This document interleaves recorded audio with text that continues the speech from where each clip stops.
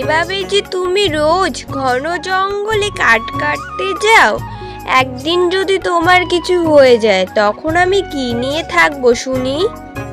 বনের ভেতরে না ঢুকলে কিভাবে হবে গো?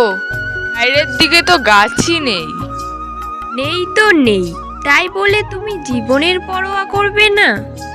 তা নিয়ে কি আর ভয় পেলে চলবে? তাই বলে তো আর ঘরে বসে থাকতে পারি না। ঘরে বসে থাকতে কে বলেছে? তুমি তো অন্য কাজও করতে পারো। আবার এ কাজ ছেড়ে কোন কাজ করতে যাব শুনি?